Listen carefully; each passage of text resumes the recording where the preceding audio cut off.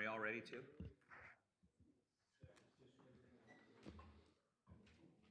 All right, good morning. I'd like to call to order this meeting of the Santa Barbara County Association of Governments. Madam Clerk, can we get a roll call, please? Thank you, Chair Lavanino. For the roll call, Director Williams? Here. Hartman? Capps? Here. Nelson? Here. Perotti? Here. Clark? Here. Rouse? Here. Osborne? Julian? Here. Patino? Harder and longer. There you go. Patino? Here. King? Here. Infante? Here. And Chair Lavanino. I'm here. Please rise and join me in the Pledge of Allegiance. Ready? Begin. I pledge allegiance to the flag of the United States of America and to the republic for which it stands, one nation, under God, indivisible, with liberty and justice for all. All right, Madam Clerk, do we have any public comment? Chair Lavanino, we have no requests for public comment. I see no members of the public. Okay, and I understand you might have some changes to the agenda. Chair Lavanino, I just have one correction to the minutes. I inadvertently forgot to include the motion maker and the second for the consent calendar. And it was actually Director Hartman and Director Rouse, which I'll correct and repost to the website. Okay, are there any requests from the members of the public to pull any of our consent calendar?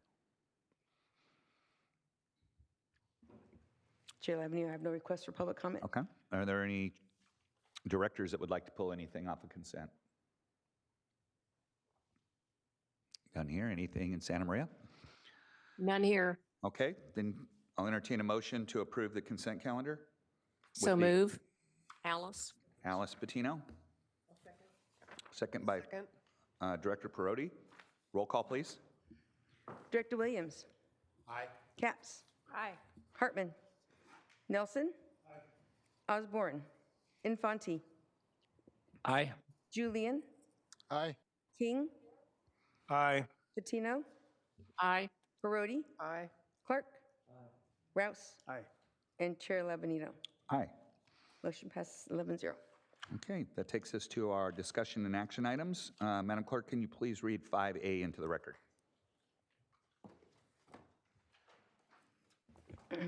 5A, Measure A Strategic Plan Update and Amendment to Measure A Investment Plan and Ordinance for Goleta Overpass Project. 5A1, receive a presentation on the draft Measure A Strategic Plan and provide feedback to SBCAG staff.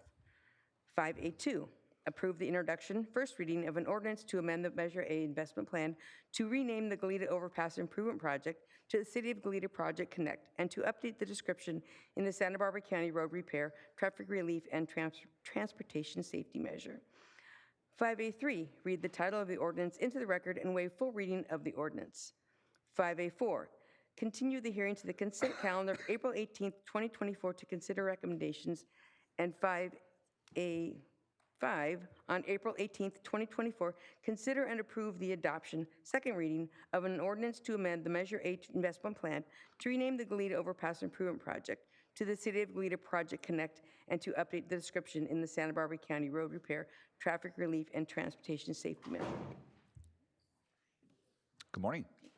Good morning, directors. My name is Jackie Mata, Transportation Planner in the Programming Division at SBCAG, and I will be presenting this item today on the Measure A Strategic Plan. Next slide, please. Yep.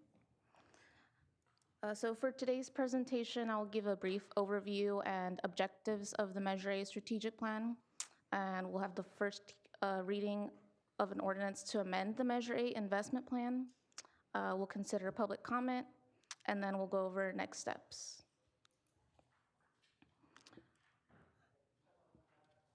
So the purpose of the strategic plan is it's updated every 5 years. The last update was in 2020, and it updates scope, cost, and schedule, and revenue and funding for the regional projects in the investment plan.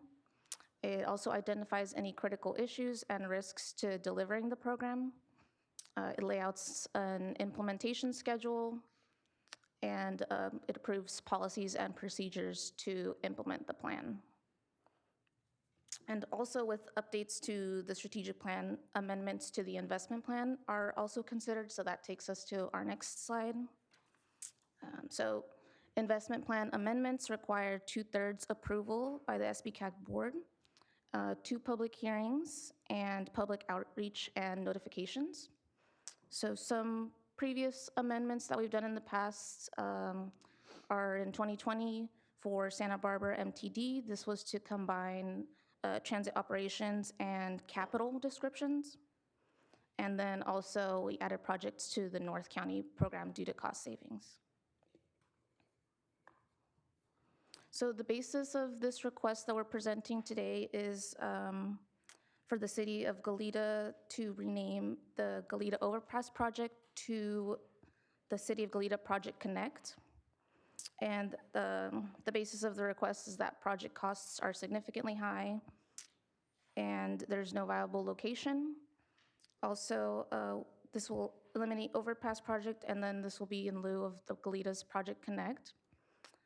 So the city requests Measure A funds earlier than originally scheduled, but with this request, they forgo regional matching funds.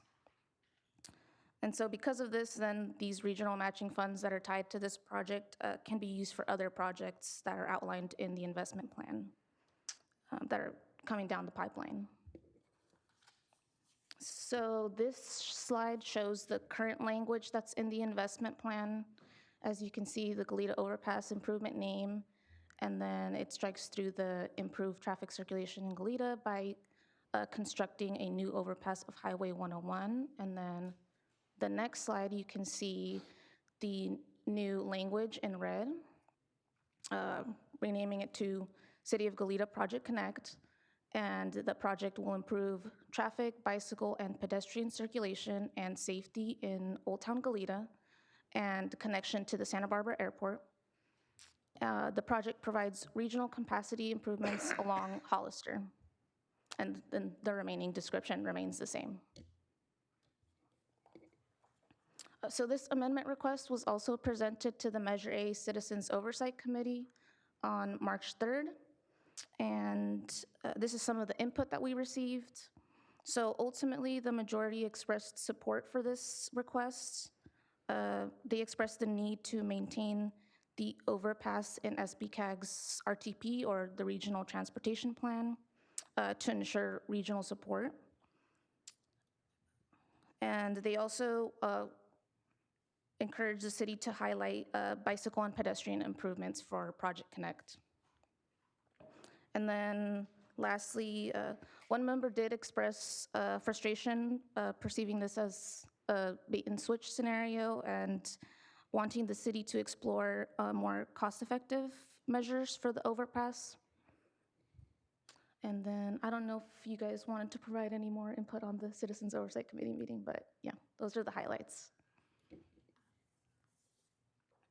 And then lastly, this was also presented to the South Coast Sub-Regional Planning Committee on March 13th and unanimously recommended approval of this request. So the next steps include, so this is the first hearing for the investment plan amendment, and the second hearing will be next month, April 18th. And then at that April meeting, we'll also take a cooperative agreement to this board for the Project Connects, but that won't be effective until June. So I think, yeah, that concludes my presentation. Thank you, and I'll hand it over to the City of Goleta to present on the Project Connect and their request.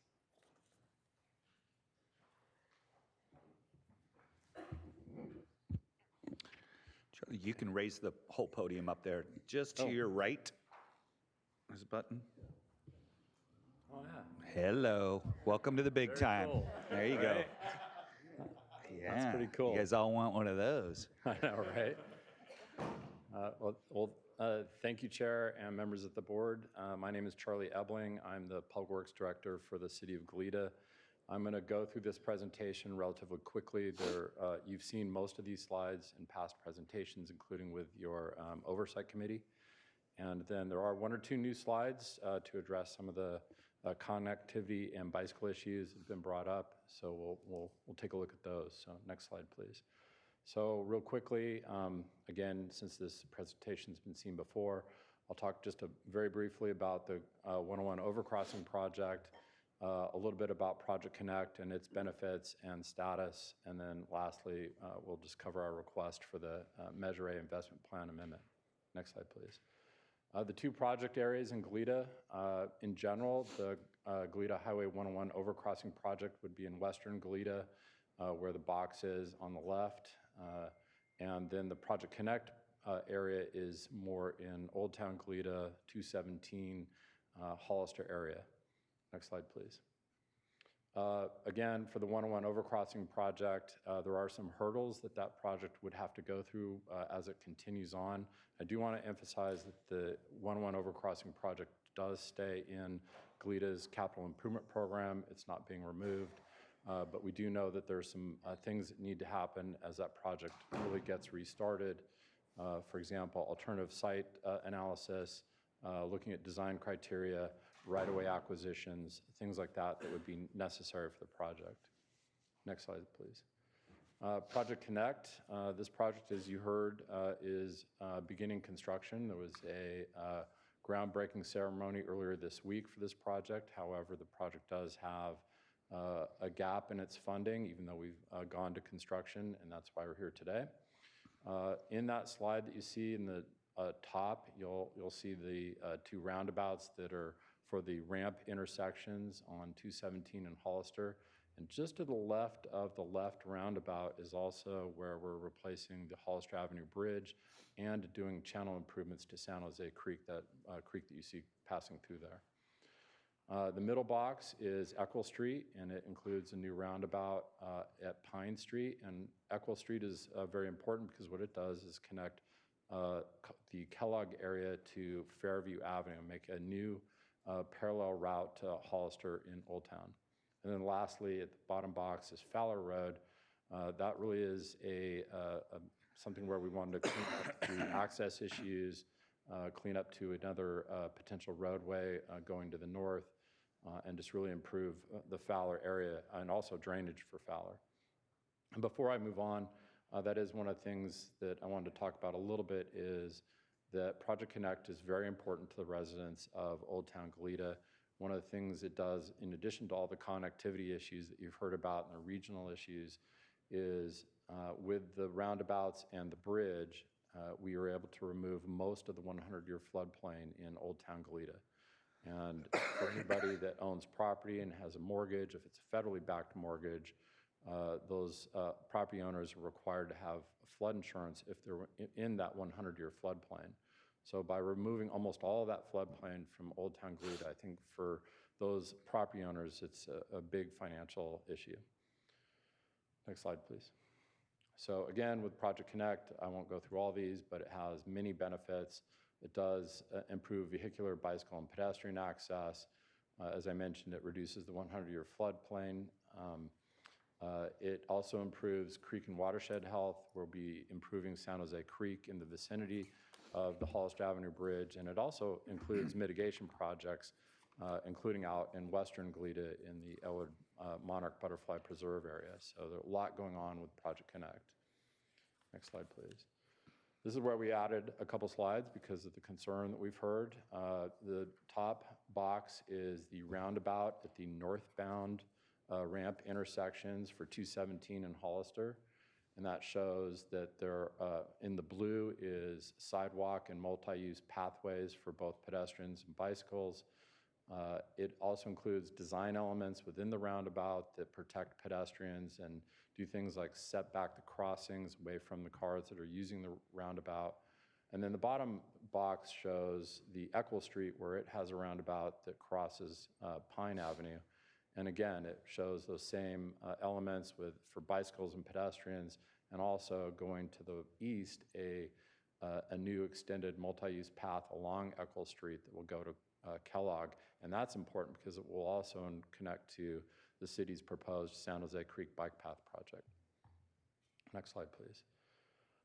You may have heard that also the city is working on improving the Old Town area in Hollister by doing an interim striping project. And when we call it interim, what we're saying is that we are intending to restripe the roadway to allow one lane in each direction, but add bicycles and additional parking in the Old Town area. We also are, as part of that project, doing some resurfacing to the road that will include access improvements for ADA reasons. That's very important. And what we've been able to do is incorporate this into Project Connect as a change order. And when we did that, we negotiated with the contractor, and we believe we were able to reduce the project cost by a considerable amount, almost 50%, by approaching it this way. So those huge benefits of improving Hollister and Old Town, in addition to, we were able to do a great negotiation. Next slide, please. Just a very little bit about the project costs that you've heard.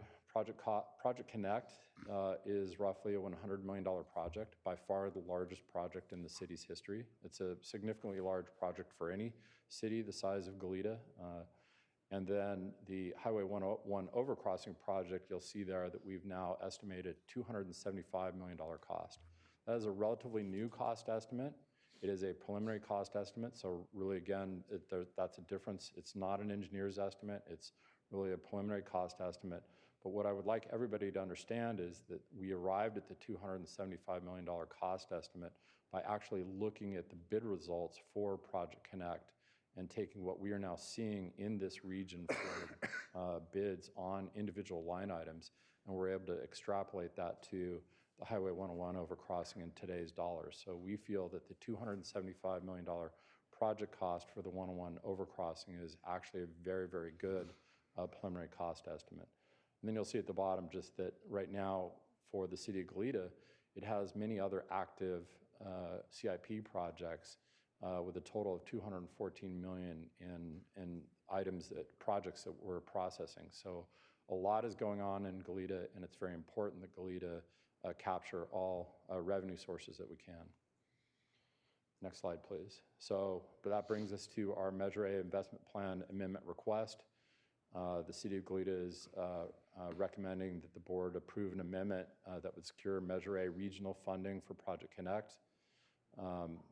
We also acknowledge that the city will forego any unprogrammed regional matching funds, and 101 overcrossing not only remains in the city's CIP, but it will remain in SBCAG's RTP.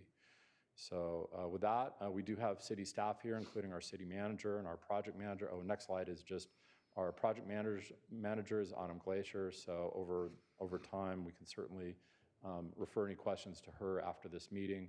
And we do have other city staff in here. In addition to our project manager, Autumn, we have our city manager, Robert Nesbitt. And with that, we're happy to answer any questions. All right, thank you, Charlie. Any questions from directors? Supervisor Nelson. Actually, it's for staff on this, so thank you, Charlie. I saw one of the recommendations from, I think it was TTAC, maybe it was the oversight body, that this project still remain on the RTP list. Can you help me understand what that, I mean, is that going to happen? How does that process work? What does that mean? I can take that question. Yeah, thank you, Margie. It is on the Regional Transportation Program list, and basically that is our 20-year plan for transportation moving forward.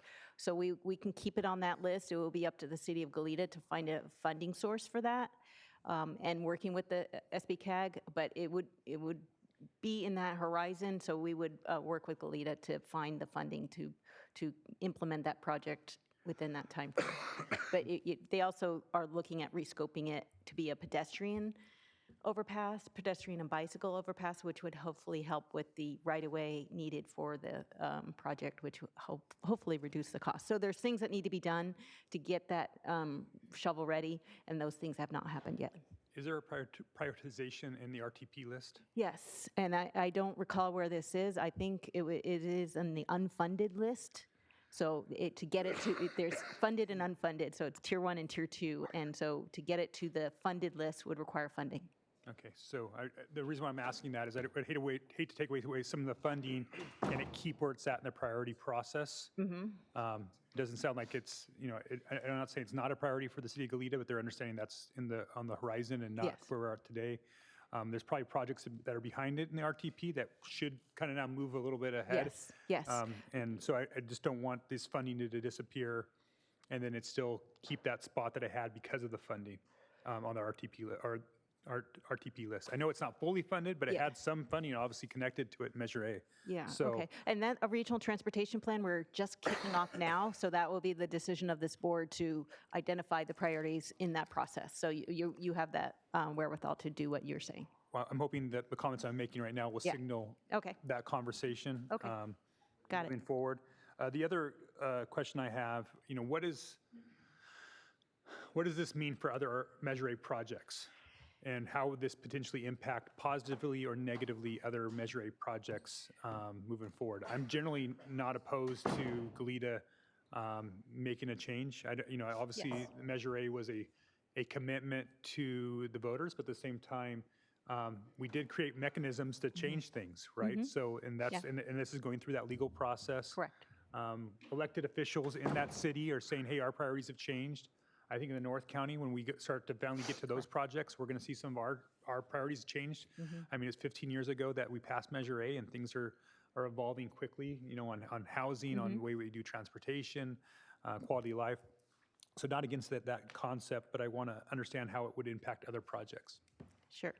Sure. So in the Measure A program, and which we're going through right now as well, is in the strategic plan update, you identify the scope and schedule for the remaining named projects. So my vision of this moving forward is this frees up the regional dollars that were originally attached to this project for other projects to get reprioritized. So so once the 101's done, that will free up the RTIP, the Regional Transportation Improvement Program dollars that the state dollars that we program every 2 years, as well as the Regional Surface Transportation dollars, the RSTP dollars that we get as a region to allocate to regionally significant projects as well as local streets and roads.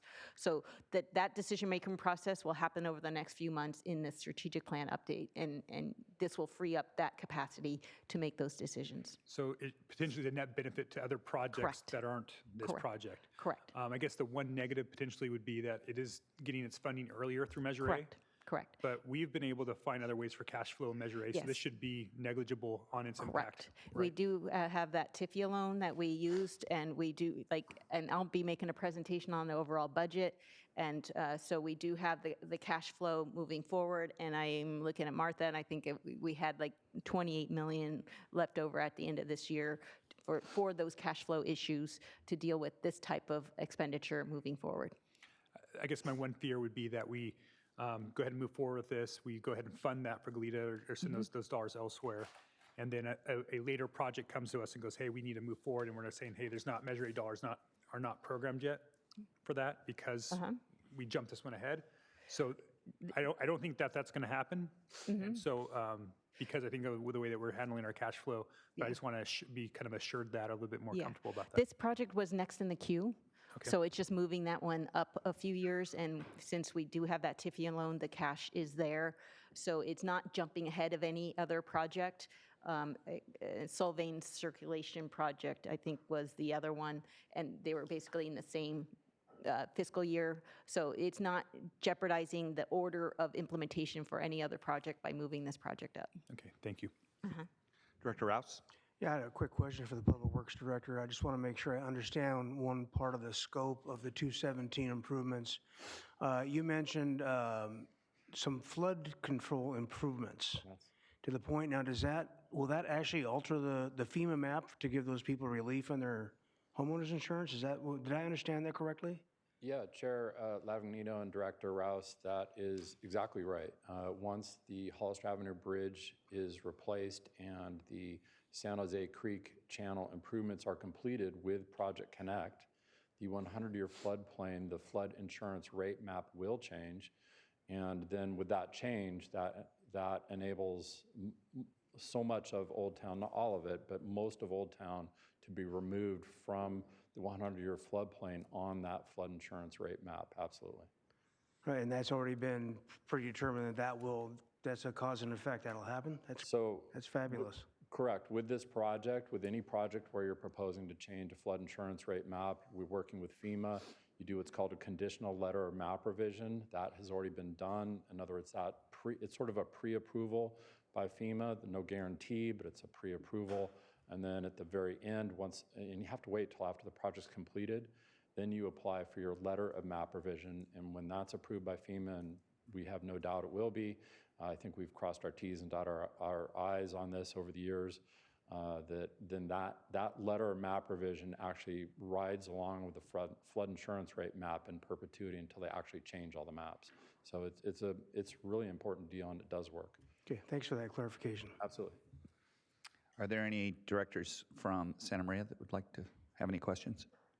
Anyone? Did you have? Okay. Are there any? No, we're fine. We're fine Okay, here. great. Thank you. Any members of the public? Is there any public comment on this issue?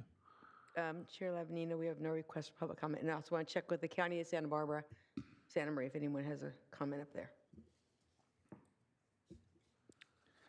Okay.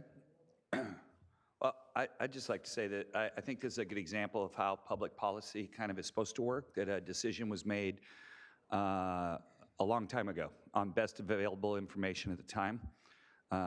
Circumstances change, and when they do, good leaders come forward and say, hey, we've got a correct course here. Public was informed. We held public hearings. Objections were made. To my satisfaction, they've been overcome. And so I think this is a really good process. We went to the Oversight Committee. I feel comfortable moving forward. So if there's a motion. No. Mr. Chairperson, Yes. there's no need for a motion today. We do have to have a second hearing. Oh, second hearing. So Okay. at your April meeting, we'll ask for a motion and approval at that time. Yeah. Chair, can I make a comment? Oh, Oh, sorry. Susan was going to go first, and then so you can follow. sorry. That's okay. Sorry, Susan. Okay. And Director Perotti? Thank you. I just want to make a couple comments about that we're still very much interested in the 101 overcrossing and looking at other designs. And so I just want the public to know that. But also, I frequent Old Town a lot, and I've been just kind of randomly going to the businesses and asking, what do you think? What do you think of this project coming up? And the majority are getting educated and the one main thing I hear them say is that, will it slow cars down? Cars are going incredibly fast through that section, and it's not like they're stopping and enjoying the businesses there. They're just driving through as another route to get to wherever they need to go. So I just want you to know that the businesses have concerns about all the construction, obviously, and we're doing our best at the city to encourage people to shop and continue to go down to Old Town and do business, and we have an outreach team, and we'll continue working with that project. So that was my main thought, is that the businesses really want to slow cars down. Okay, Director Williams. This will. Thank you. I just want to highlight something that I think has been undercovered in this discussion, which is just that I think there's some merit to the idea that city staff and the city council kind of, instead of being on autopilot and beat their head against a wall on a project that might not be deliverable within the time frame, thought long and hard about what's in the best interest for the people of Goleta. And I think Old Town as a place has had so much potential as a real center for the community for so long, and this is something that really can help facilitate that in a meaningful fashion. So I just didn't want to let that pass by. Mayor Perotti. And Director Capps. Great, and I'll happy to second the mayor's motion if she makes it. Well, I'll just chime in following Director Williams on an aspect of this. And for me, I really see it also aligning so well with the impact of a housing element and that development that wasn't known back when these priorities were listed in order. So I just appreciate the recognition of the need for Project Connect and the urgency for Project Connect. Thanks. Director Perotti? Chair would you like- Labanino? Yes. Is that Director Patino? Yes. Yes. Go ahead. Thank you. I'm supportive of that because we're going to be benefactors of the extra money that's left. So we would, so that sounds rather selfish on my part. Yes, we want to see the 101 finished, but we'll be able to do our 101 and McCoy interchange up here. So we're happy with that. And as you said, things change over the years. You plan to do something, it's like buying a size 6 dress and plan to lose weight to get into it, and then it doesn't work. So this is fine. That's happened to me many times. I know what you mean. Yep, I can relate to that. All right. Director Perotti, would you like to make the motion? Are we making a motion to approve the introduction of the first reading? Is that, No, okay? we're going 1 through 5 in the staff report. I would stand Okay, corrected. then I would like to move that approval. Okay. Moving items 1 through 5. Second? Seconded by Director Williams. Roll call, please. Director Williams. Aye. Capps. Aye. Hartman. Aye. Nelson. Aye. Infanti. Aye. Julian. Aye. King. Aye. Patino. Aye. Perotti. Aye. Clark. Rouse. Aye. And Chair Labanino. Aye. Motion passes 12-0. There you go. Nice. Good job. For Charlie there. Okay, congratulations. We're moving to item 5B. Item 5B, receive a presentation from Margaret Weiss, Project Coordinator of the Independent Resource Center on the Master Plan for Aging. Mr. Chairperson, I'd like to introduce Margaret Weiss. I've been invited to participate in an advisory committee for the update of the Master Plan for Aging, and it's been very informative to me on what the needs are for our aging community. And so I asked Margaret Weiss to give you all a presentation on this process because I find it very fascinating how it connects all of our jurisdictions, and I thought this was a great opportunity for the Independent Living Resource Center to get their word out of what they're working on and what they're trying to accomplish. So thank you for the time, and I pass it over to Margaret. So thank you. Thank you, Margie, and thank you for being part of your team. Ah, yes. This one? That'll do it. Can you all hear me okay? All right. Well, and thank you, Margie, for being part of that committee. She's been already really a valuable member, as is Supervisor Hartman, also a member of our advisory committee. So my purpose in 10 minutes is to give you kind of an overview of the Master Plan for Aging and to conclude with an ask and an opportunity for how cities and the county itself may want to interact with the master plan. And then I'll take a few minutes for questions. And so let me just start by saying thank you again for having me. And we really want you to be aware of what the local actions and opportunities within this plan are, and kind of excited and hope that we inspire some questions and interest. Okay, the master plan launched in 2021, and for the first couple of years, the state was very involved in developing programs statewide, and we here in Santa Barbara County were working in kind of a low-key way on some of the goals of the master plan for aging. It's interesting to me that other states are really watching what California does with this process. The demographic shift to having an older population is countrywide, that's worldwide, it's nothing different here. But California is really at the leading edge of the curve of thinking about how to address that demographic shift. So people are watching and learning from what we do. And one of the things that is most important to me about the master plan is that in every community where they have implemented some kind of an action plan, the things that are done to improve lives for older adults and disabled people end up actually having benefit for the entire community. And we'll dig into that a little deeper as we go along. Next slide. So the master plan from the state of California has 5 They call them 5 bold goals. They are very bold. They are aspirational. And you can see from what is on the screen, housing for all stages and ages. Huge, right? Health reimagined, inclusion and equity, in other words, avoiding isolation, caregiving that works, and affording aging. These are all enormous, and each one contains multiple strategies. So, for example, the housing goal includes transportation to and from home, emergency response to and from home, outdoor spaces to enjoy around people's living areas, and climate resilience. So if you didn't think housing was big enough, they've added to that goal. And we recognize that there's nothing on this list that is not important, but our progress is going to occur in small steps. That's the reality of what it's going to look like. Next slide. So some of the things that we are already benefit to in Santa Barbara County as part of the state plan include items on this list. We have seen huge improvements, and we're still not there yet, as you all know, but improvements in the areas of resources for behavioral and mental health needs, counseling and case management.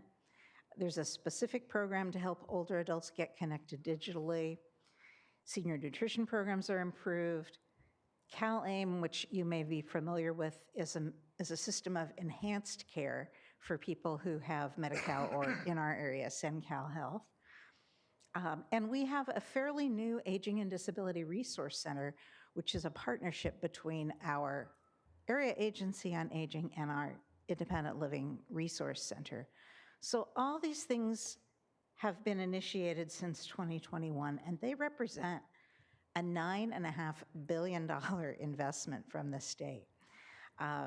In fact, our local MPA is just one very small part of that bigger master plan on aging. And so we very much aim to work with those initiatives and leverage what's there. Next slide. So locally in 2021, a few of our key partners who work with older adults and people who are disabled came together to look at what they could do to be part of this master plan for aging. Community forums have been held to help bring awareness to the community of what was coming. And the partners that have been really engaged with this, we have, some of you know, our Adult and Aging Network, and Supervisor Hartman and Supervisor Williams have been the chairs for that in recent years.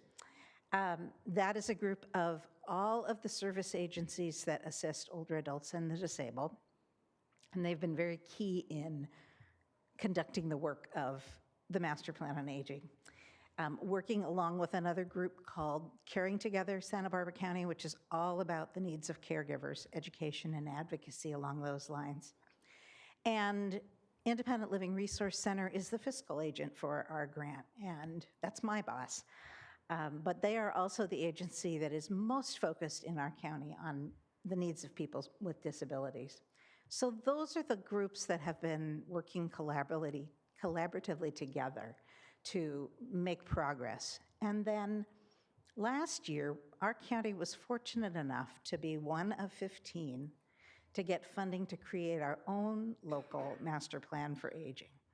So based on what is written in the state plan, but crafted to be for our local area and really anchored in local data and the needs and experiences of local people.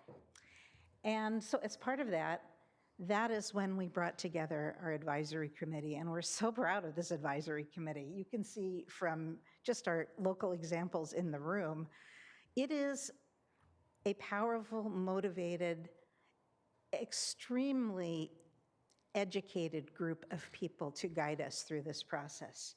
And that's been really key in launching the project. It includes leaders in healthcare and leaders in a variety of community services for the population of concern. And one of the things that really motivates us is, yes, we want a local plan and we want it to address local needs and assist local people, but This also, if we do the plan well, it will open up the opportunity for future funding and future resources that are already kind of in the pipeline for years to come. Next slide. I'm going to breeze through these really quickly. I wanted you to have some data slides in your handouts, but I don't want to spend a lot of time because I want us to really talk about what opportunities there are for your communities. I think the key messages on these slides is know that we expect to see 1 in 3 people will be over the age of 60 by 2030. We're almost there now. And this is a massive demographic shift. And that population is also the population where diversity is changing more quickly than in any other group. Next slide. We know that within that group, people over 60, 1 in 3 will have disability. And 1 in 3 will struggle with poverty. Next slide. I'm not telling you anything you haven't heard, that housing is a huge concern. We all hear that every day. Next slide. And you're also acutely aware of our homeless concerns. And I think probably most of you know that that extends to our older adults. 1 in 3 homeless people are over the age of 55. That's something that a lot of our community members are not aware of. Next slide. Caregiving and dementia is a huge concern for older adults. And one of the interesting facts that came out of SBCAG's travel trends reports, and we've seen it echoed in other reports, is as that part of the population over the age of 60 is growing so quickly, the middle-aged population is shrinking, and that is true in our county as well as other areas. So those are the people who would have been doing caregiving professionally or even as family members. Next slide. So this is really kind of the heart of my message and the beginning of my ask to you. When we think about the data, and I've combed through tons of it, it's really a little overwhelming. How are we going to deal with that demographic shift? But there are models and there are steps that we can take. And one of the models that is very successful is to begin to design things for an age-friendly and disability-friendly community. And it turns out that the things that we consider to be an age-friendly community are actually the same things that younger people, family members, also want in their communities. Walkable neighborhoods, transportation options, access to the quality services that they need, opportunities to engage in community activities so that older adults aren't staying home isolated, and housing that's both affordable and adaptable for the needs of people with changing abilities and increasing age. An example of that, how that applies to all ages, is many of you know this. When curb ramps were first established in communities, it was done for veterans coming home from war and was primarily meant for people in wheelchairs. But who benefits from curb ramps? So many people. People pushing strollers appreciate those curb ramps. People with sore, achy knees appreciate those curb ramps. It's just one example of how all of these things are actually great human infrastructure. Okay, so one of the tools within the Age-Friendly Communities program is a livability index.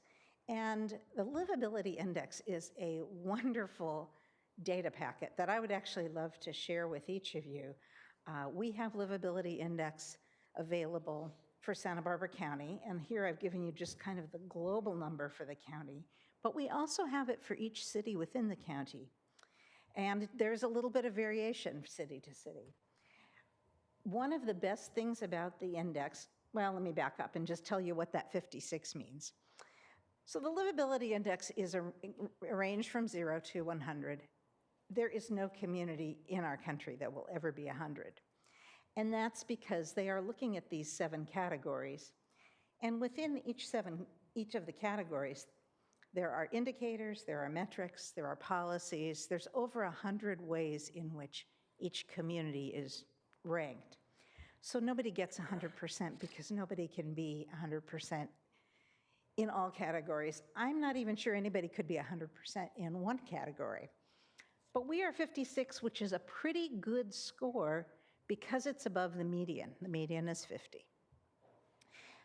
The best scores on the livability index are in the 60s. And occasionally within the overall score, you'll see a score in the 70s in one category. In fact, we have one in our county. And I don't know if it will surprise you, but it really surprised me. I spent 30 years of my career working in healthcare, and in healthcare, we score 75. That is extraordinarily high. And as a healthcare worker, I would not have predicted that, and I bet a lot of you maybe don't feel like your healthcare is necessarily out of the ballpark excellent. If it is, congratulations. But it's an indicator really of how we do compared to the rest of the country. We're doing a lot better than many, many places. Let me see, what else do I want to tell you about livability? I think that gives you kind of a sense of what's in that report. And as you dig down into each of those categories, there's really valuable information about what we're doing and how we're doing. Let's go to the next slide. So this is my ask. The Master Plan for Aging is required as part of our funding to have at least one community become an age-friendly community, which is a program through the American Association of Retired Persons, AARP.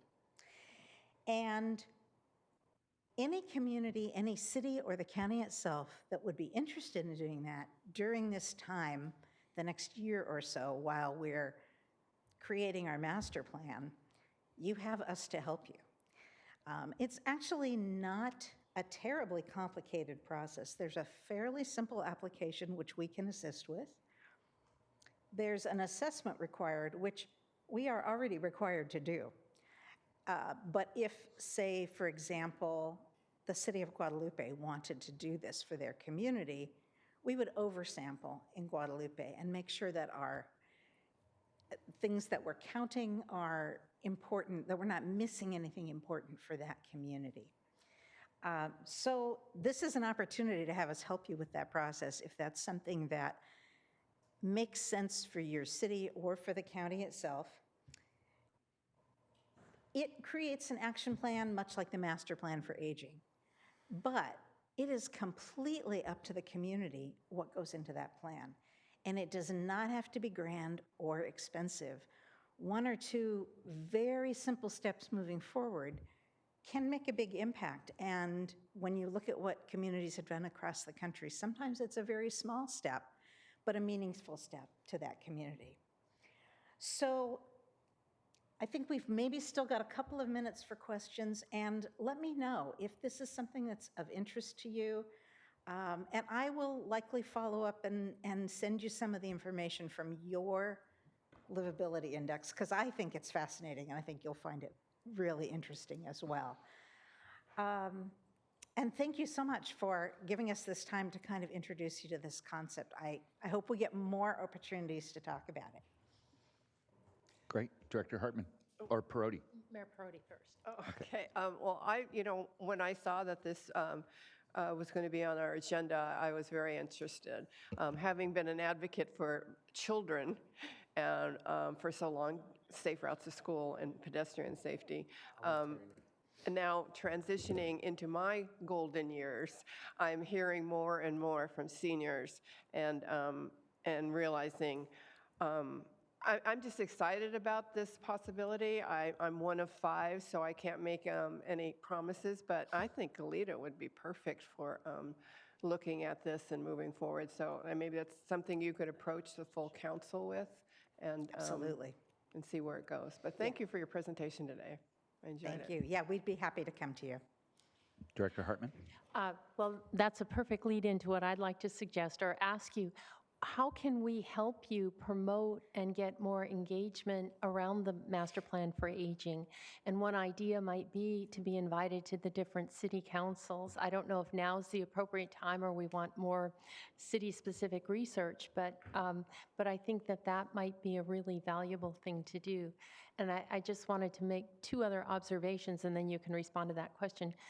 The first is we were just talking about Project Connect, and I think that that's an example of exactly what you're talking about, how to make a more livable community. What I've learned, starting with SBCAG, is that to start anything getting government to work, you got to start with a plan. And we saw that with broadband. And now we're seeing it with this. Once you have a really good plan, that creates the foundation for people to work together, and that collaboration then brings funding. And so I'm eager to do whatever I can to promote more working together on this across the county. Thank you. And to respond to your question about, is this the right time? Absolutely. We are actually on a fairly quick timeline. We will be conducting community assessments through spring and summer. In fall, we'll be putting together the plan based on those assessments and kind of finalizing the details the first of next year. We turn in our final report to our funder, the California Department of Aging, on March 31st in 2025. So we have about a year. And this is the perfect time for us to come out to cities, and we're prepped and ready to do that. Just one follow-on. As you were talking, it reminded me, our broadband plan we had to do within a year, and we worked with each director to hold focus groups or community outreach in each community. So that might be a way we could structure the engagement that we need. Excellent idea, absolutely. Director Nelson? Director Williams? The, notwithstanding the relative health of Santa Barbara seniors, this is a really big public policy quandary, right?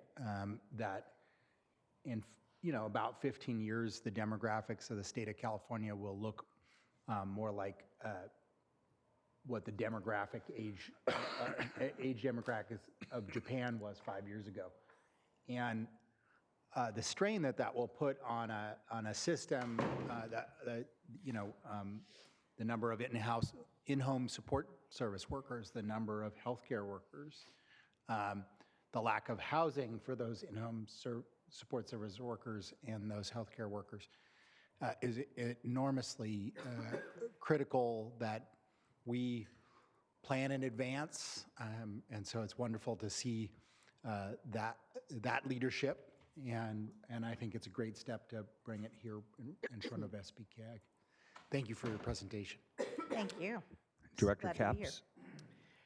Thank you so much. And I appreciated getting a briefing a few months ago, but I have a question about how you reach seniors. I know that sounds, maybe it's a big question, but I'm always interested in how you reach hard to reach populations to connect them with the services that our state and federal government have, such as CalFresh or earned income tax credit for those who are still working. So I get that, with retirement homes and all that, but how do you, if you can answer, how do you reach folks, or how can we help you reach folks as well? It is a huge challenge, and you kind of have to approach it on a lot of different levels.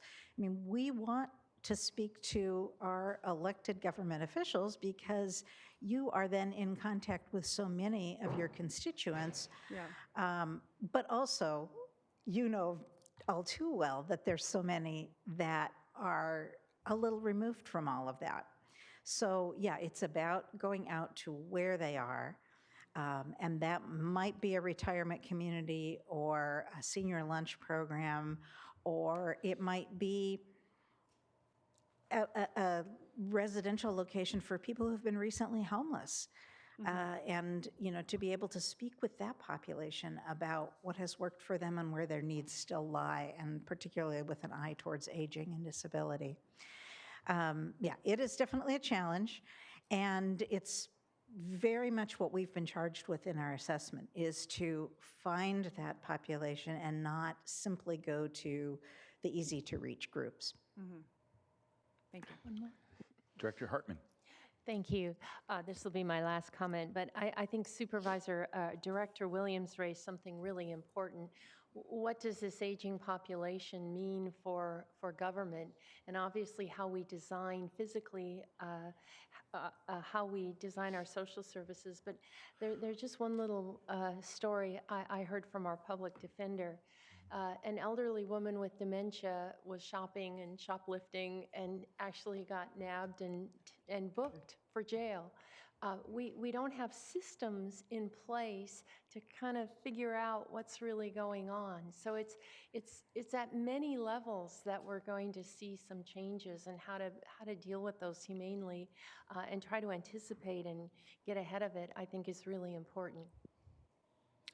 And maybe that's a good note for us to close on. I think I've gone over my time, so let me know. I still offer up any directors in Santa Maria or anywhere. Yes, I'd like to make a comment. And thank you very much for the presentation. Though the median age here in Santa Maria is 29, we do have a significant amount of seniors. But a story I can relate is I was on my way to a Rotary luncheon one day, and I noticed this house, and it was overgrown with weeds and everything. So I turned it over to code compliance because I thought there was something going on here. Well, there was an elderly man living in this home, hadn't eaten regularly. And so we were able then to connect him with services. But sometimes, not sometimes, but we have to go out and find a lot of these people because many times they're not going to find us. They don't know what resources are available to them. So I think we just need to make a concerted effort in that direction. But thank you very much for the presentation. We'd love to have you come up to Santa Maria. Happy to do it. That'd be great. Sure. You make one presentation, you just got booked for about 6 more. So there you go. That was kind of my secret agenda. Yeah, So right on. Thank you very much. You made it work, and thank you for having us. Oh, Director Julian? Yes, thank you, Margaret, for your presentation. By the way, we want to be oversampled in the city of Guadalupe. Prior to COVID, we had a senior advisory committee membership of 15, which included supervisors, representation from Hartman and Love. And then, like I said, prior to COVID, we had expand because we couldn't meet together. But we're actually reforming that committee, and this would be great timing for your presentation to us and to the city of Guadalupe. So I appreciate your information. I think that all the bullet points you hit in terms of health, environment, housing is central to all the communities, especially to Guadalupe, where we're somewhat underserved, but I think given the last couple of years of SBCAG and the state and federal support that we're doing well in this is great to actually dovetail into the needs of the local senior citizens. So thanks for the presentation. Look forward to meeting with you and other staff that will bring this to Guadalupe. Thank you. Perfect. We will be in touch. Excellent. That's what happens when you make a presentation to folks that are, few of us. Laura and Bob are like, what? Yeah. All right. Thank you very much. Really appreciate it. And is that a receiving file? Yeah. Okay. So, And just council reminded me we need to ask for public comment. is there any public comment on the And matter? We have no public comment. Mr. Becker? No? Okay. Thank you very much. Appreciate My it. pleasure. Thank you. All right. That takes us to 5C. 5C, 2024 Transit Needs Assessment. Adopt Resolution 2403, Attachment A, approving the 2024 Transit Needs Assessment, including findings that for fiscal year 2023-24, there are no unmet transit needs. All right, Director Lavanino, or Chair Lavanino, and directors, Mike Becker, Director of Planning and SBCAG. I'm here to present the 2024 Transit Needs Assessment or Unmet Transit Needs Process. So what we're asking you to do today is to adopt a resolution approving the 2024 process and the findings. And for this year, we're recommending that the finding is that there are no unmet transit needs. And I'll go through that here in a minute. Okay, so this changed the process a little bit from prior years. For roughly the last 5 years, we'd come to the board in the fall and ask for direction on the process, and that was based off of previous board comments related to not wanting Transit Development Act funding to go to non-transit purposes. So we recognize that our process is a bit different if we know that in advance. So, for roughly the last 5 years, we came to the board in the fall, we asked that question, and we were directed to carry it out as if no Transit Development Act funding would be allowed to go for non-transit purposes. However, it changed this year. In October, we came to the board and asked the question, and in coordination with the County of Santa Barbara staff, ultimately, we were directed to carry out the full process, which would enable Transit Development Act funds to go towards non-transit purposes. And that was related solely to the County of Santa Barbara. They're the ones who typically have more Transit Development Act funds than the services that they fund require. So they wanted to make some improvements at bus stops and around bus stops, connecting to bus stops, so transit related, but they don't fall into this transit use category. So the purpose then was to go through this process, which would enable, given a finding supportive, enable the county government to use some of their Transit Development Act funds for non-transit purposes, being those that are kind of transit related but don't meet the definition of an actual transit use. So the state law requires us to carry this process out every year. With that, we're required to conduct at least one public hearing and to accept comments. And then the comments that we receive, we compare them against board-adopted criteria to determine if they meet the definition of unmet transit need. And if they do, we go further and compare them against board-adopted criteria to determine if they're reasonable to meet or not. And once that's concluded, we prepare the report, we develop the resolution, and then ask you to review and approve it. Before we get too far into this, I wanted to highlight, there's a series of 3 maps here I wanted to talk about. And this is just why it's difficult in Santa Barbara County to find an unmet transit need or an unmet transit need that is reasonable to meet. And so what you're seeing on the screen is a series of hexagons that take demographic and socioeconomic indicators to determine where transit demand exists at sufficient levels.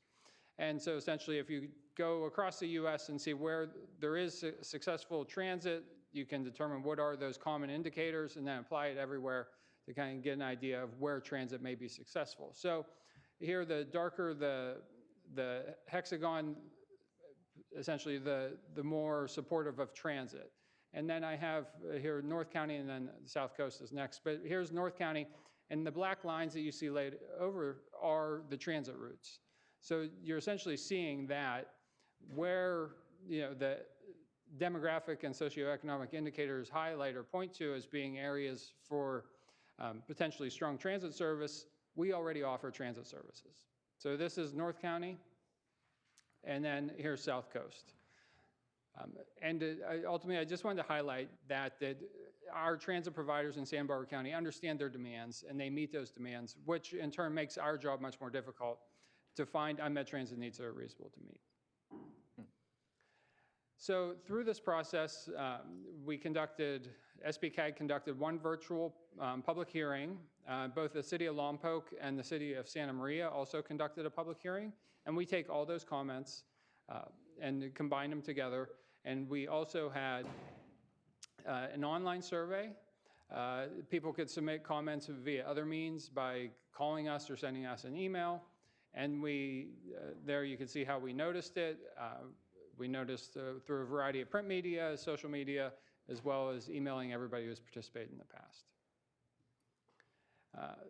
In this cycle, we received 88 comments. Roughly half of those came through SBCAG's process. I think about 40 were from Santa Maria's process. Actually, it is exactly 40.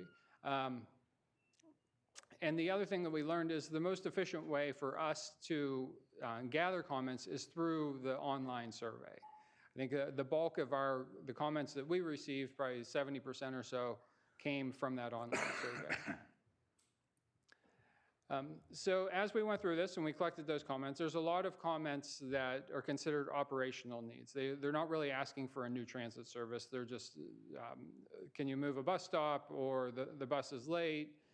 In the past, we've had comments related to the buses aren't clean, stuff like that, where they're not asking for a specific new transit service.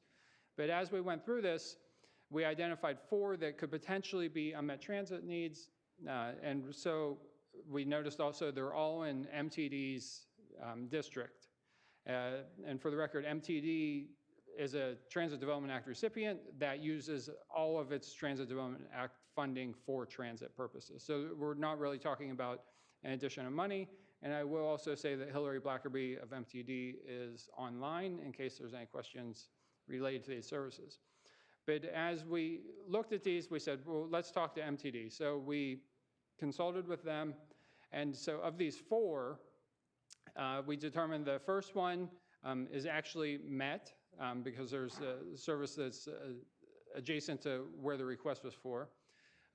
2 of them, being the second and the fourth on the table there, MTD has plans to bring those back in the very near future. The implementation is imminent.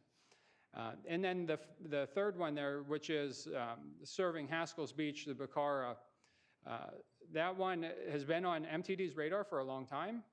And unfortunately, the way the road is configured, it's physically not possible for a bus to serve that area because it goes down the road, dead ends at the Bacara. There's nowhere for a large vehicle to turn around on public property. So as we went through them, we got a better understanding of what these were talking about. And with that, we determined that there are no unmet transit needs that came out of this process, meeting the definitions and in consultation with MTD. And therefore, we're asking you to adopt a resolution for this year to approve the process and to find that there were no unmet transit needs, which would enable the county government, or actually it's not specific to the county government, but any Transit Development Act recipient to claim funds for non-transit purposes.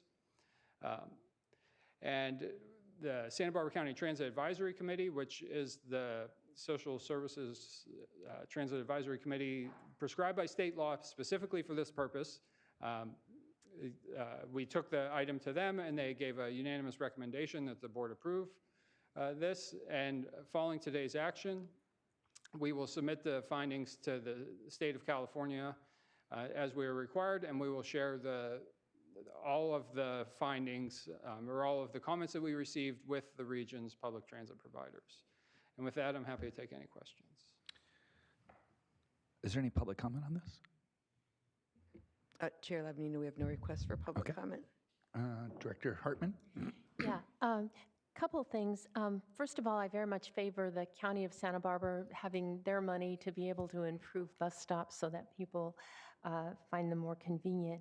The second point is, I don't think you've ever shown us that analysis before with the density overlying and really appreciated that. At one point, I recollect that we were going to have a pilot project using vans, using smaller vehicles. I think COVID happened, and I wonder if you could just comment about that, because that's part of transit, I imagine. Yes. And the second question is, since we just had talking about seniors, talking about physically disabled, wonder how we have and whether there's more we can do vis-a-vis their transit needs. Good questions, and I'd like to defer to Hillary, if she might. Hillary, go ahead and talk. Yeah. Can you hear me? Yes. Okay, great. Good morning, Chair and Supervisors. To Supervisor Hartman's question, the microtransit service, I think is what you're referring to, that's been planned for Goleta, Isla Vista for quite some time now. We came very close to starting it in the fall, did a lot of testing internally, testing it out in the area. The vehicles that we procured for that were basically upfitted for transit vans to be made all electric. And we unfortunately have experienced some reliability issues, not quite getting the range that was advertised. And we are working to get a contingency fleet on board so that we can start the service. You know, a lot of this is new technology, and sometimes we experience the issue of being in the vanguard on these things. And so we're working to get a fleet up and running that can get the service started. But we finally, looks like we have enough bus operators to get it started. We have the funding to start it, and we just need the right fleet so that it's reliable service. We don't want to put something out there that we can't, can't make work.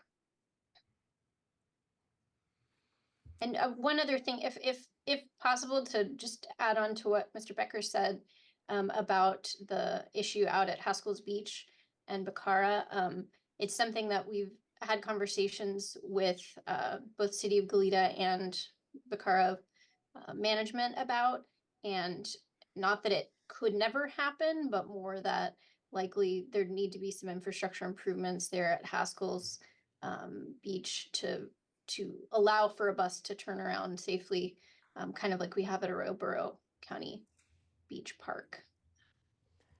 Supervisor Hartman? Yeah, if I might follow up. So I think my question about seniors may relate more to what Director Capps was saying, outreach. And number one, I think when microtransit, when we figure out that process, we'll probably have more unmet needs, I would imagine. And then just could you describe how we did and maybe how we might improve outreach to seniors? I know at one point, I think Solvang has the highest density population of seniors in our county, and you did a special study there. But so maybe there were some strategies for outreach that you used that were particularly important for the future. Yeah, Director Hartman, I think every year as we go through this process, we get better at it, and better in terms of noticing to different groups. And I think over time, you could probably see the amount of comments we receive goes up and up and up. And I think just listening to the last presentation that, gives some ideas that they have developed a network of connections that we can perhaps utilize in the future. We will continue to improve, and we will continue to look for opportunity. And, now we do know that there is a group that has all these connections to the aging population that we can rely on to hopefully get the word out and to notice, to be part of this process. Director Rouse. Yeah, hi. Question for Hillary Blackerby, as long as you're online. Mentioned the return of the downtown waterfront shuttle. And since the state of State Street is a state of confusion, I'm wondering what the proposed route is as it pertains to the downtown. Sure, great question. So as the staff report mentioned, it'll be a temporary summer only sort of Friday through Sunday deal. Just for this summer, we've identified one-time grant funds, but the route itself will be going up Chapala, over at Sola, down Anacapa, to Gutierrez. Then it'll be able to go on State south of Gutierrez, serve the train station, then go to Cabrillo, head to the harbor, head back to the zoo, and then back to State Street and up again. So that's the route. And you're funded through summer only currently, is that? That's right. Okay. So it would start May 31st, and yeah, stay tuned. We'll have plenty of info going out soon about that. Great. I'm sure we'll be chatting about that soon. Thank you very much. Thank you. Director Williams. Well, I just wanted to say that, I've long advocated that TDA funds go to transit. I think this is a way for it to continue to go to facilitate transit. It might not be close, it might not be on the definition, but facilitating transit, I think, is within the spirit of what what the purpose of TDA is for, and so I'm in agreement that this is a practical route to take to facilitate both more transit, but also that to keep TDA at least close to the lane of transit. Any directors from Santa Maria? None here. Okay. This is Director Hartman? I move we adopt the resolution 2403. Okay. Can I get a second? Second. Second by Director Rouse. Roll call, please. Director Williams? Aye. Capps? Aye. Hartman? Aye. Nelson? Aye. Infante? Aye. Julian? Aye. King? Aye. Tino? Aye. Perotti? Aye. Clark? Rouse? Aye. And Chair Lavanino. Aye. Motion passes 12-0. Okay, that takes us to 5D. All right. Item 5D, draft SBCAG fiscal year 24-25 overall work program and budget. Review and comment on the draft fiscal year 2024-25 SBCAG overall work program and budget, which will be considered for adoption at the April 18th, 2024 board meeting. Director Kern? Yes, Mr. Chairperson, members of the board, this is our annual overall work program budget and presentation for your review. We presented this same presentation to the executive committee at their meeting last week and received no significant comments. So I will give you the presentation, and then at your next meeting, we hope to adopt the overall work program and budget. So the first slide is just an overview of this PowerPoint. I do like to give an opportunity to reflect on the prior year or the current fiscal year and how we're doing and the accomplishments that we've made. So indulge me there. And then we'll talk about our priorities for the next fiscal year and the budget associated with those priorities. So just to recap, we've been around for a long time at SBCAG. We were formed in 1966. That makes us 58 years old. I hope to have a celebration of our 60th birthday, but that will be in a future overall work program moving forward. But it's just to remind folks that we've been around a while. And when we talk about what we do, I like to encourage the staff to make sure that we highlight our role in programming transportation funding at the local, state, and federal level, but also to act as a forum to address issues that cross our boundaries. You are a very powerful board, and having like the case in point on the area agency, the Master Plan for Aging, you have connections that can reach out to all the jurisdictions and work as a unit and make those things happen. So that's an exciting opportunity for SBCAG moving forward. On the next slide, I just want to review our 2023, and if you'll indulge me, we do have a little video that we produced, so we'll play that now. The music's working today, so that's good.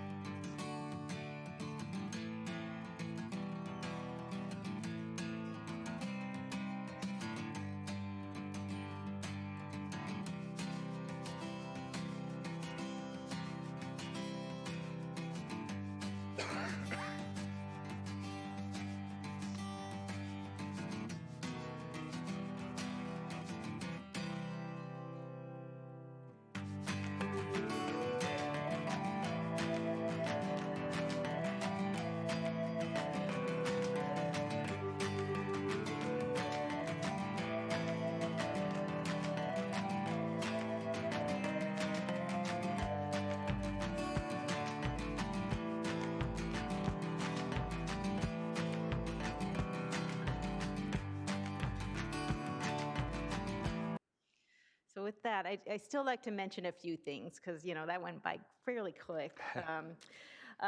We celebrated several milestones this past year. The Santa Claus Lane Bikeway is complete and being used and well appreciated by the community and Carpinteria and Summerland and others throughout the region. Our Olive Mill roundabouts and the San Ysidro roundabouts are almost complete. We hope to have a ribbon cutting soon, but people are using those and enjoying those amenities now. And last but not least, for the 101 in particular, is the receiving of the funding for the 4D South and 4E segments, 4E South segments for the 101 project. Huge milestone for our agency and success, and we hope to have that same success moving forward in the next funding cycle, which will be a priority of submitting that grant in 2024 and 25. The broadband strategic plan implementation, we're well on our way. We did overcome our hurdles with the LATA grant, the $1 million for our efforts to form the JPA, do the preliminary design, and to complete an EIR. And at your previous meeting, you approved the EIR. The JPA is poised to be on the city council's agendas in late March, early April, so that will get done. And the design is already done with the Golden State Connect Authority relationship that we have. So things are just connecting and, no pun intended, and moving forward. So the broadband is a huge accomplishment for the agency and the region. Another thing I like to brag about is the collaboration we have in Guadalupe with Caltrans and the 166 partnership. That is huge, in combining all those projects into one, and Caltrans taking the lead, and us getting our act together and getting the funding needed from the developer in the area, the city of Guadalupe stepping up and putting their Measure A dollars, and this board contributing our Measure A dollars for the intersection improvements, as well as the cost savings that you've had on other projects to make that project whole and make that happen. So I can't wait for that project to get undergoing and getting to its groundbreaking and ribbon cutting. The Black Road construction, I really thought we'd be done by now, but again, it's on the cusp. Once it gets started, it's going to be quick, but we're almost there. And then last but not least, we did welcome 2 new employees, Rebecca Irwin and Eric Ortega, and we just have an advertisement for a position that opened up for a planner, and we received over 35 quality applications. So I'm really excited about the health and future of SBCAG with the quality employees that we're able to attract. Okay, moving on. Okay, I think I already did this one, huh? Okay. Okay. One of the things I want to propose, announce through this process is we've combined the traffic solutions and the rail and transit departments into one. We're calling it the multimodal programs division. This will be led by Aaron Bonifilio, who was our rail and transit manager. I see this as a synergy between the staff. They work on similar issues and do similar outreach, and we can intertwine them and be a stronger team. And so I'm going to call it the multimodal programs moving forward and not stumble over traffic solutions and all those other words that I did in my last presentation. Okay, moving on to the overall work program for the upcoming year. Next slide, we do this because we have to for our state and federal funds, but I use this as a management tool in managing the agency, managing our budgets, managing our staff and our direct costs and all the things that go into making the things happen, making what we do happen. And I have a strong management team, and we review this every quarter, making sure things are on track. And last but not least, it's a tool for you all to know what we're doing and give us approval to do those things, as well as the public to be informed of what SBCAG is up to. Okay, so moving on to 2024 and what we have highlighted, and I mentioned a few of those. We are going to finish the Black Road intersection. That will be done. I hope never to have to push this out again.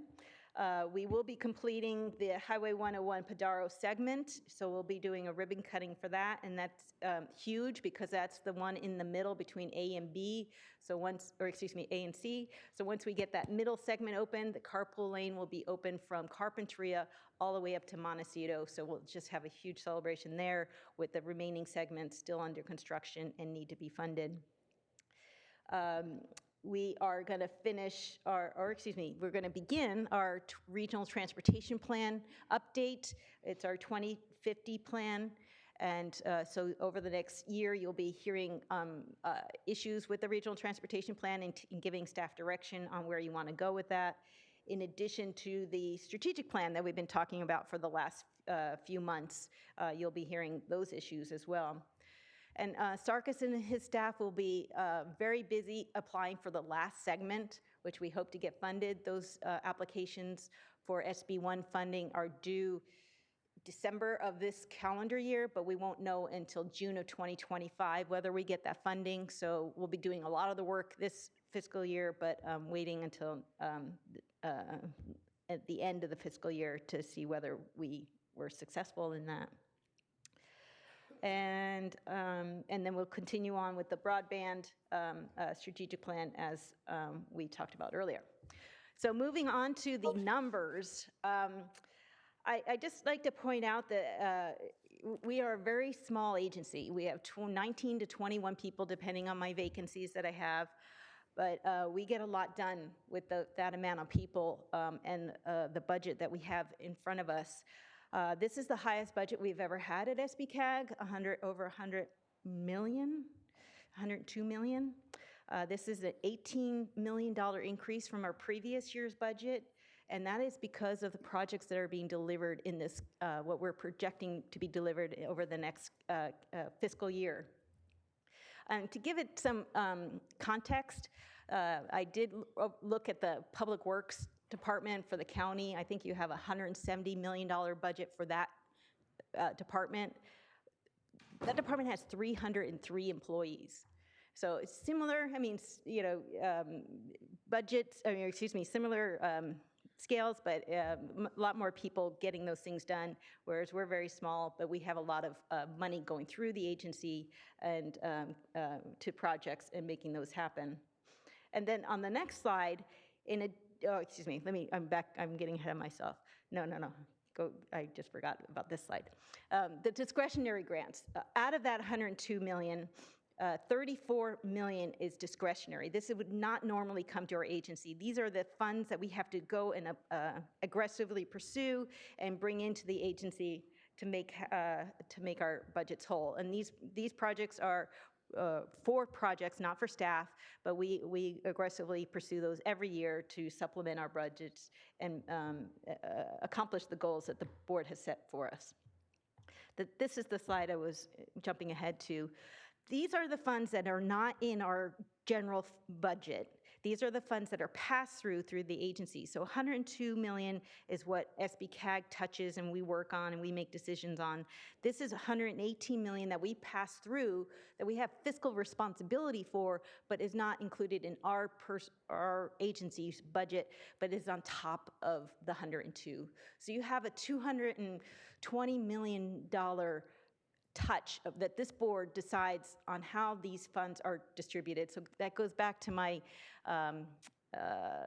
comparison to the county's public works budget. You know, it's in the same area of numbers.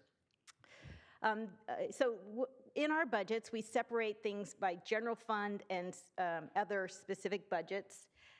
So we have the Service Authority, and we have the Clean Air Express, the Measure A, and the Measure A fund balance. But the first one is our general fund revenue. This is basically what I use to pay for the staff of the agency. And as you can see, the majority of our funds come from state and federal resources. This is the federal government has what they call PL funds, and they're basically PL just stands for planning. So we get an allotment of federal dollars for our agency to do what we do as the Federal Metropolitan Planning Organization. And so that is about, almost 1.6 million of funds. So it's a pretty big chunk of our budget, and then we have other state resources that we get to implement what we do. But overall, it's almost half, or over half of our general fund budget. The rest is from our sales tax measure. So we do charge staff time to the specific projects, and we have other charges for reimbursement, such as the Airport Land Use Commission and other dues from other agencies that we use to supplement our general fund. And basically, it's a reimbursement of our staff services that we provide. So this is the salary budget. It's the majority of our general fund budget. If you add the benefits into that, 1.8 million is set aside for professional services, those things that we pay outside of the core agency to pay for specific contracts, and then some indirect expenses as well. So 7.3 million is our general fund.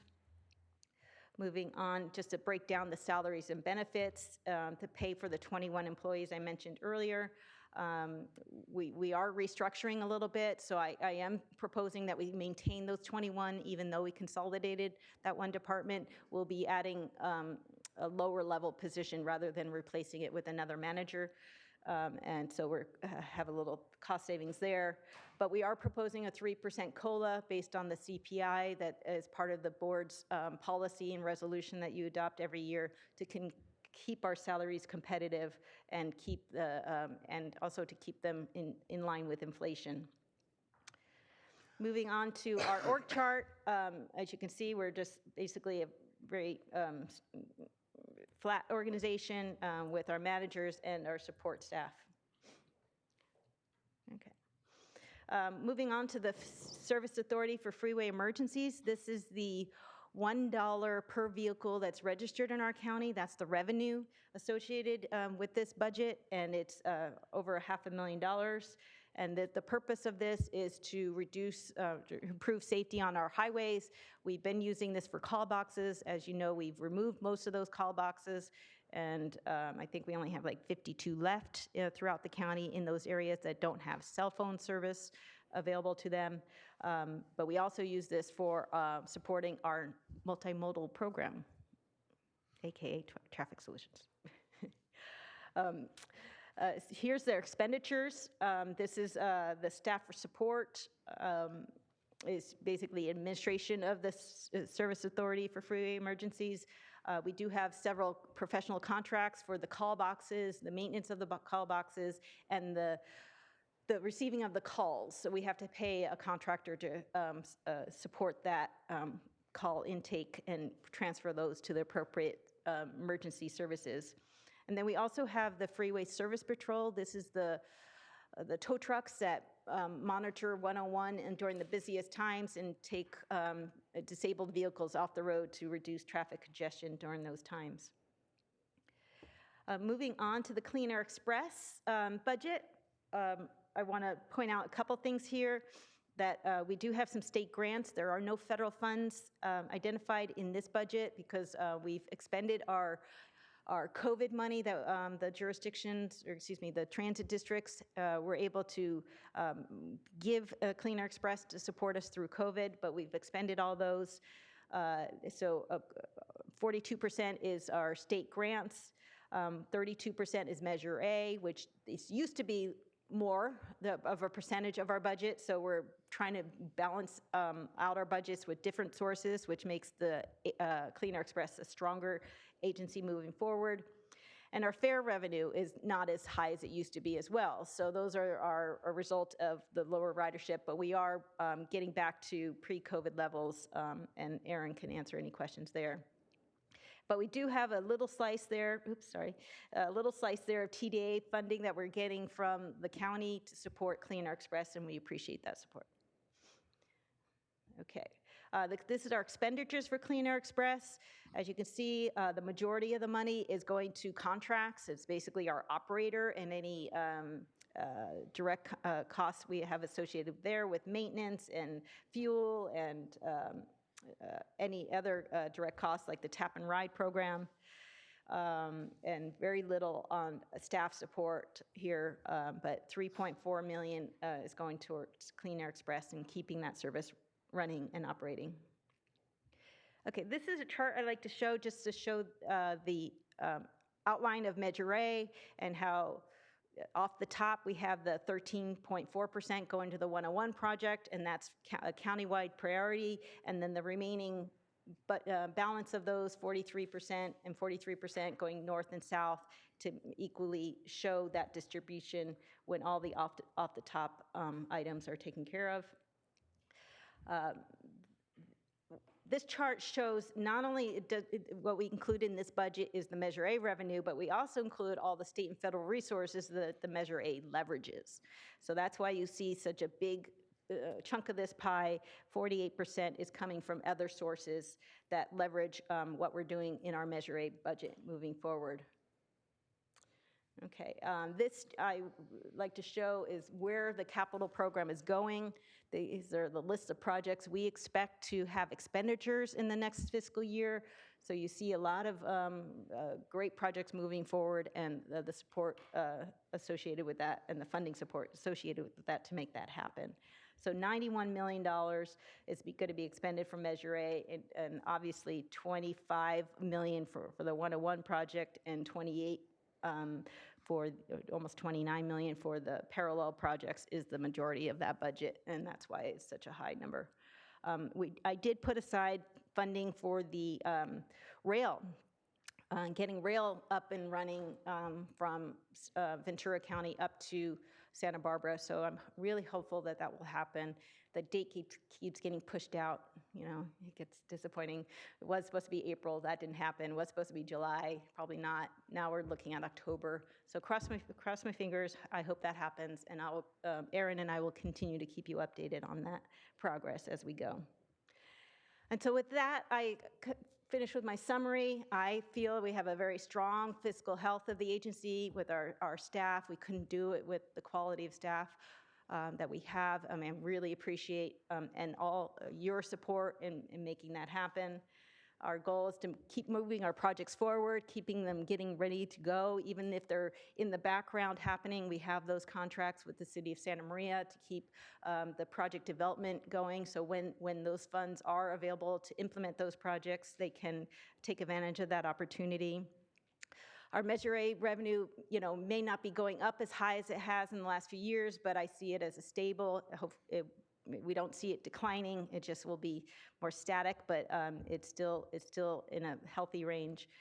And then with Martha's assistance as our Chief Financial Officer, we are a great fiscal health with our reserve fund, 29%. That will cover the agency 5 to 6 months in case something catastrophic happened and funding dried up. But we can continue to do operations while that gets solved. With that, I can answer any questions you may have, and this will be on your agenda for your next meeting for approval if you so desire. So thank you. Thank you, Director Kern. Director Nelson. Yeah, I had a question about the 3% COLA. So is that, we also have negotiating groups as well? No, I don't have any unions with SBCAG. Okay. It's part of your resolution number 21-37 that the board adopted in the previous budgets to continue to provide a COLA based on the CPI that is proposed every year. Okay. I guess the reason why I'm asking that is I know a lot of us, when we negotiate with our bodies, we're looking at trying to figure that out, but understanding that there's no additional negotiations, that gives me a little bit more comfort there. So we usually have to include the COLA as part of our negotiating. Yeah, that's not the case here. All right, thank you. Any directors from Santa Maria have any weigh-in? None here. Okay. Director Julian's good? Okay. Do we have any public comment on the matter? Chair Lavanina, we have no request for public comment. Okay, this is just a review and comment. We've reviewed and commented, so we can move on to item 6, which is the Executive Director's Report. Thank you, Mr. Chairperson. Now I'm back in my regular seat here. It seems like a lifetime ago, but we did go to Washington, D.C. Doesn't it seem like a long time? And we had a very busy visit. We met with leaders, the leaders of the agency, the chair, vice chair, and former past chair, Stephen Lavanino, vice chair, Randy Rouse, immediate past chair, Janelle Osborne. We had 10 meetings over 2 days. We were advocating for federal requests, which exceed about $20 million this year. So we're hopeful that that will result in some funding. So, and then yesterday, I participated in the Central Coast Legislative Day. We had another busy day meeting with our state representatives, and a big thank you to Sarkis Maya and Gus Corey for organizing the day and making sure everything went well, and it did. Moving on, 15 years ago, Measure A was passed by the voters, and we are sharing our annual report that was reviewed by our Measure A committee. Included in the annual report is the launch of our new bus service, our commitment to improving safety and reducing congestion, and supporting sustainable transportation. So I think this was included on our website, and you can access it there. Another announcement, the Santa Claus Lane Bike Lane has won an award. It's been recognized by the American Public Works Association. We got second in our category. It was for our Santa Claus Lane Bike Project, and I'm trying to read. The M&S Engineering submitted this application on behalf of District 5 and SBCAG team, so we're pleased to get that recognition. And, okay. And with that, I'll pass it back over to the board chair. Thank you. Okay, thank you very much for that. Item 7, Caltrans District Director's Report. Yes, good morning, Chair and members of the board. Veronica Lazama on behalf of District Director Scott Eads. Thank you for having me this morning. A few items to announce this morning. First is that the California Transportation Commission. Veronica, do you mind turning your mic on? Oh, yeah, sure. Thank you.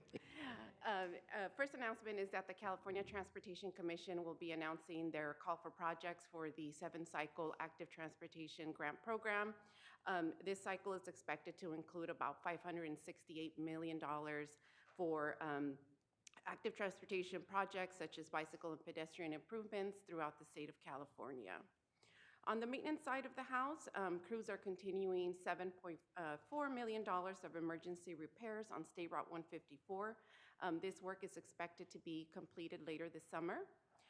Caltrans PIO has also provided this information to the members of the public as there will be intermittent traffic control in the area. And lastly, excited to announce that on April 16th, there will be a ribbon cutting event for the State Route 154, Los Olivos Alamo Pintado pedestrian bridge project, mouthful there. And of course, we're helping to coordinate that event with Supervisor Hartman and her staff, as well as SBCAG staff. And at this time, I can certainly take any questions that the board may have. Thank you. Questions? Director Hartman. Just want to say it's a beautiful bridge. Great. Anyone in Santa Maria have questions or comments for Caltrans? None here. All right. Director Julian, all good? Thumbs up. Perfect. All right. Thank you very much for being here today. That takes us to item 8, which is our committee meetings. Director Williams stepped away. Director Nelson, do you have anything to report on the CalFans board? Yeah, yes, thank you, Chair Lavigno. I've got quite a few things to just update the board on. A couple months ago, I got put on the executive committee of CalVans, and it looks like at the next meeting, I'll either be moving to the chair or vice chair position. So we've got a lot of leadership changes there in CalVans, and it's a really exciting time. We are also potentially moving to a new permanent facility. For a long time, CalVans has been located in Kings County. Looks like we're going to be working with either the city of Visalia or the county of Tulare to either move into one of their facilities or purchase our own facility. So that's on the horizon. We're also updating our JPA, and so since we are a member of that JPA, that will need to be coming to our board for approval. We're really trying to modernize it. It's definitely an evolving organization, and it's continuing to evolve. And so here's some of the exciting things that I think, some of the things you guys might be interested in. I've been mentioning that we've been getting into the electric van business, and about a year ago right now, we thought we were going to purchase 8 vans and start to roll them out in a slow way. Last fall, we got brought on as the kind of preferred partner with the Affordable Housing and Sustainable Communities grants. And we went from 8 vans to purchasing 403 electric vans, making us the largest electric van owner probably in the world at this point. And what we just approved at our last meeting was another position or another advancement in that grant. So we are actually now committing to another 598 electric vans. So we're going to have over 1,000 electric vans in our fleet by 2027. So that's a big deal as we're trying to work through all this.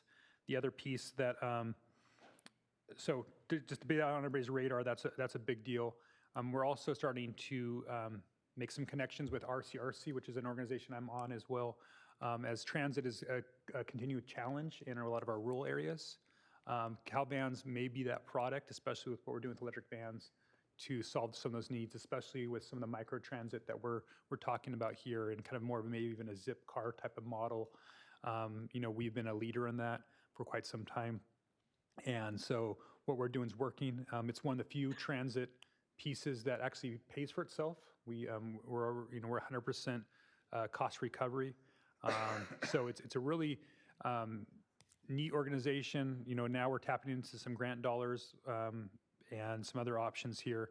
So a lot of exciting things. Maybe when we come back with the JPA update, maybe we can do a full presentation on where we're at with CalVan, so the rest of the body can understand what we're doing now and what we're moving forward. Just in this fiscal year alone, we've already have 60, and this is from July 1st to now, already 62 million passenger miles. So quite a bit that we're doing as an organization on a regular basis. And so we're probably one of the best kept secrets in the state. Recently with RCRC, I had a meeting with Secretary Oma Shaken, and I don't even think it's really on their radar. And so we're trying to connect that. So I think there's some huge opportunities for CalVans moving forward, and Santa Barbara County is well represented in those discussions. Thank you. Excellent. Director Hartman. Just a quick question. I think of CalVans as transporting farm workers, but I think I must have too narrow could you just give a brief? Absolutely. So CalVans is definitely, agriculture workers is one of the top users of CalVans, but it's always been open to employers. We're one of the top providers for those in our state prison system as well.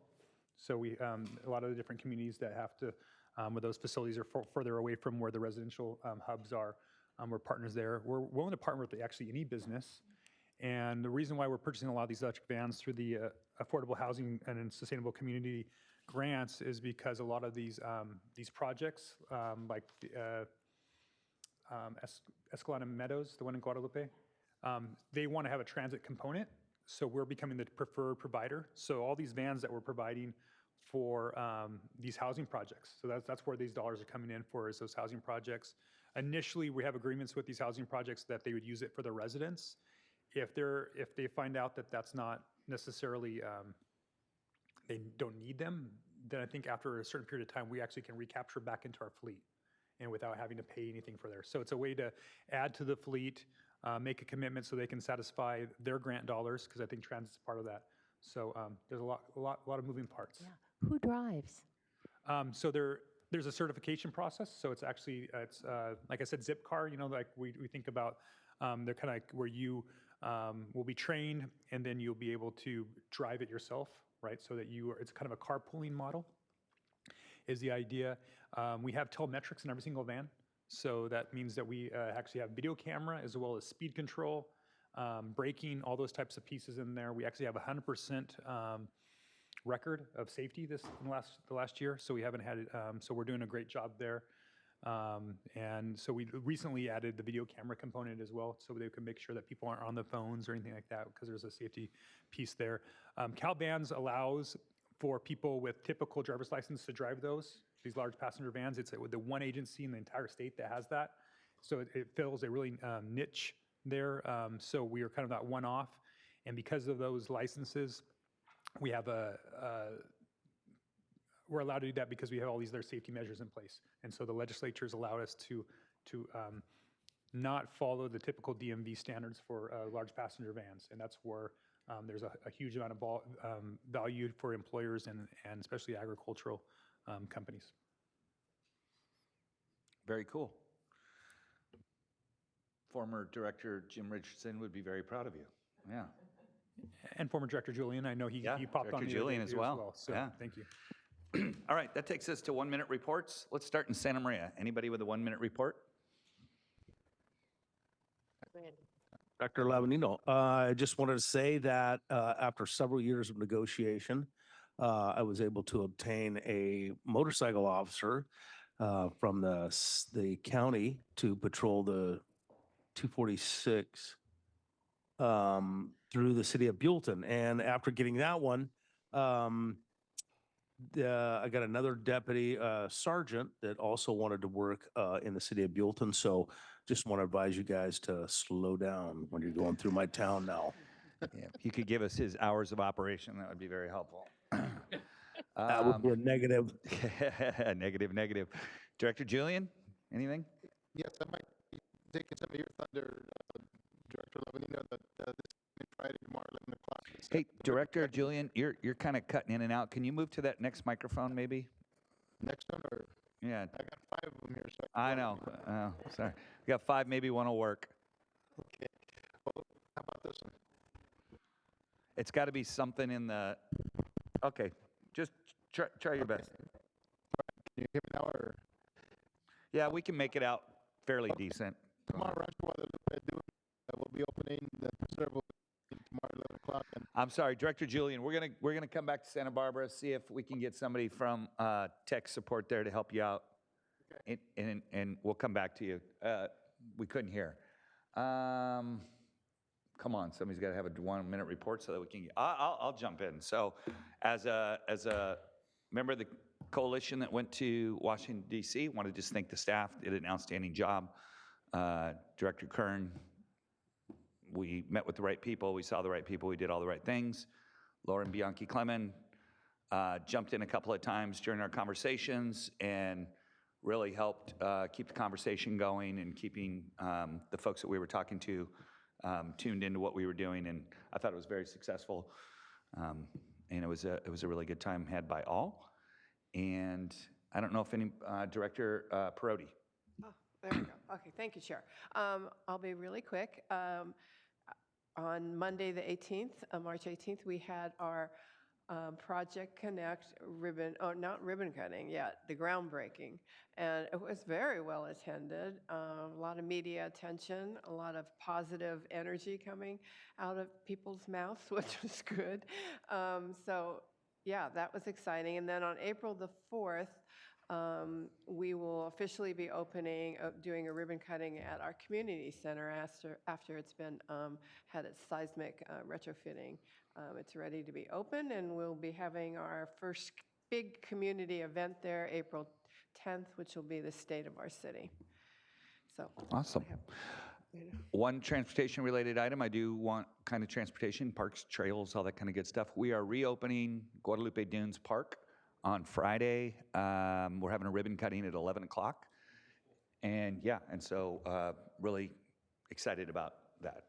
Director Rouse. Real quickly, since you're about DC, Congressman Carbajal, based on that meeting, is going to be walking with us through the SB1 proposed project on the Lower East Side, as well as our harbor dredging thing we have to beg for every year from the feds. So anyway, so we'll be seeing our congressman then. Outstanding. And Director Julian, was anybody able to help you there? You covered his update, Director Lavanino. Oh, okay, perfect. I stole his thunder, right on. All right, well, I'm sure Director Julian will be out there in full force, along with a lot of members of the Guadalupe community. They really held our feet to the fire on that one to get that done as soon as possible. So with that, we will adjourn. Next meeting is April 8th, 2024. In Santa Maria. In Santa Maria.